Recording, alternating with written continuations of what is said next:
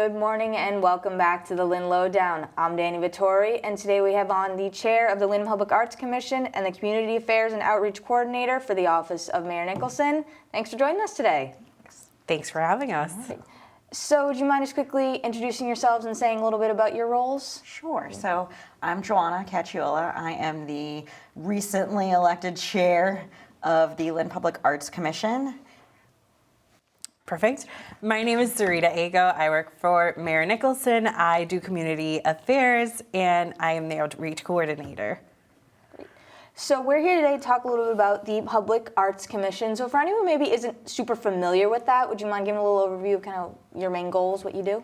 Sure. So the Lynn Public Arts Commission works to find artists in the city and create different art projects for the community so that there is art throughout the city. Recently, you've probably seen them, we've done some utility boxes, the bus shelters, the Laces of Lynn, sculpture at Exchange Street, and we're constantly looking for new projects to undertake and develop for the community, as well as develop a process for working throughout the city to ensure that there is public art. And if artists are interested, do they contact you directly? Is there an application process? Like, how do you select the artists? That's a great question. So like all of our boards and commissions, we have a process of how you can apply. You can either apply online on our website under boards and commissions, and we'll usually say what board and commission is available. So right now Public Arts is up, and we still do have the Historical Commission as well. You just press the link that's there. It'll take you to the application. You can fill it out. If that's not something you're into doing it online, which we understand, you could definitely come in person, and we can print out the application and do it there. But any questions anyone has, even before the application process, they can definitely reach me through email or phone call or come in person to the mayor's office. Because you were talking a little bit, like, people, the way that even commissioners are appointed, it's a little complicated. I know you were explaining that, but for anyone who maybe is interested, how does that work? Yes, so specifically for this commission, there are 5 that are appointed by the mayor's office and 5 from the city council. Okay, all right, so that's how And then there are split. some, there are different specifics as well. I don't know if you want to touch that a little bit. Yeah, so you can probably speak more effectively to it, but I know that we are currently looking for commission members, and there's a variety of different roles in the community that we are looking to have commission members be filling in their daily lives that they can then bring to the work that the commission does. And so we are looking for Lynn business owners, employees of Lynn nonprofits, and then working artists. Yeah. Great, that sounds cool here. And you mentioned them briefly, but talk a little about, let's say, art on the move. A lot of people can see them, the bus terminals. How did that come about, and what was the purpose of that project?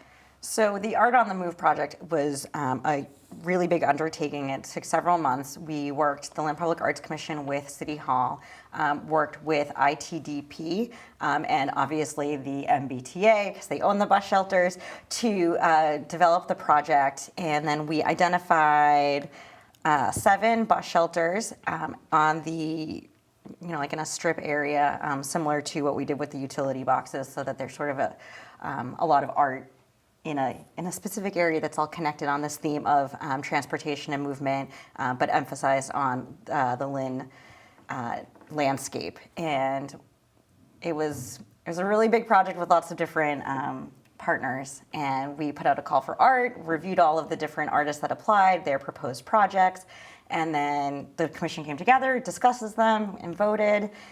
And then the artists did all the really hard work, and we had a ribbon cutting ceremony a few months ago. We're hoping to do an exhibition about it, something a little more formal, because it was a cold, blustery morning when we did the official ribbon cutting. Everyone was like, all right, cut the ribbon, great, all right, we're done. Yeah, there was coffee. There was coffee. But that was a great project because it not only brought together Lynn artists, but beautified us, transportation places that everyone uses daily to get to and from work and to their friends' houses. And hopefully we'll inspire more artists. Yeah. Yeah, and beautifying places and areas that most people don't notice, like the utility boxes back to the community is another example of that. Most people don't really look at utility boxes, and now I notice them everywhere. Yeah. So what was the theme behind that? So the theme for this set of utility boxes that we did was fabric of the community. And so we encouraged artists to apply and talk about and develop an artwork that would combine their personal or cultural fabric from their life and also how it pertains to their current Lynn residency. So there might be, fabric from their childhood combined with, the landscape of, Kings Red Rock Park. So that does sounds wicked cool. And transitioning out of that a little bit, you also mentioned your strategic vision for 2024. That's being updated or looking forward? Yeah, so we're constantly, as a commission, working with City Hall to make sure that there is public art accessible for everyone in the community. And like any organization or business, a strategic vision is always helpful to guide what you're doing. And having just finished these two really big projects in the last year, we're trying to start fresh, build on that momentum, and develop a plan and a process moving forward for what we want to see this year, but also long term in the next 3 to 5 years. So like I said at the beginning of this, that there is public art sort of in perpetuity. Mm-hmm. And then you work for City Hall, work for the mayor's office. How does your role combine with that, the community outreach piece of it? I'm just there to help and support. They do all the hard work, and I'm just there to be the supporting person. Again, if there's any questions, excuse me, any questions about how the boards and commissions work, that's what I'm there for. Yeah. And another big piece of it, like so many things, is the collaboration. So do you work with other organizations within the city, state? Like, how does that usually work for public art? Yes, so there's always partners because we're a small but mighty group of volunteers. So obviously City Hall, individuals within City Hall from Sarita to the Department of Public Works, because we're often on public spaces. We need to make sure we are following all the rules. And then with the different projects, we've been involved with NEFA and ITDP. I do not remember what ITDP stands for, but there's always different collaborative partners. We've worked with RAW, Beyond Walls, many more before I joined the commission, I'm sure, and hope to continue working with our past partners and hopefully develop some new ones. Mm-hmm. And I'll ask both of you this. Why do you think having public art and giving the artists this chance is such an important thing to have in the city? Do you want to go first? Well, I think with things that you just mentioned, right, there are certain spots, locations that we use on a daily basis. And through projects like this, they get highlighted, right? Yeah. And then even as I was driving down here, there's still so much great art in our downtown area that you never know. You might be having a bad day and you just look out and it might inspire you to do something. It just might brighten your mood.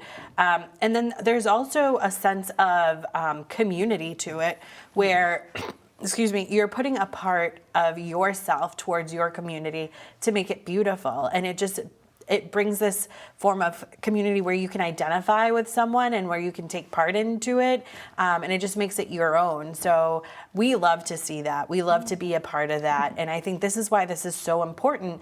And sometimes people are always looking for ways to partake in community events, and what better way to do that than with one of the boards and commissions in the Public Art Commission?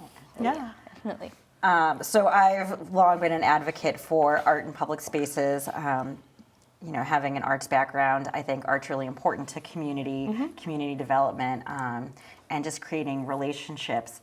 And so the work of the Public Arts Commission is really important to me because I think it's just vital to, any success of a city and making it accessible to anyone and everyone. I want, little kids to their grandparents to know that art's for them. You don't have to go to a museum to see it. It's every day. It's everywhere.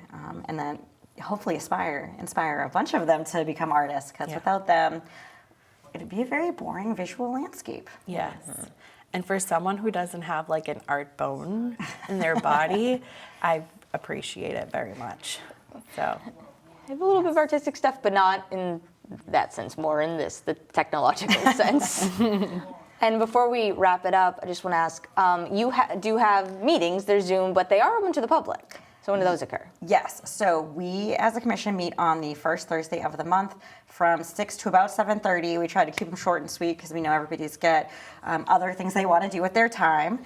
And they are currently via Zoom. And so the link is, they are open to the public.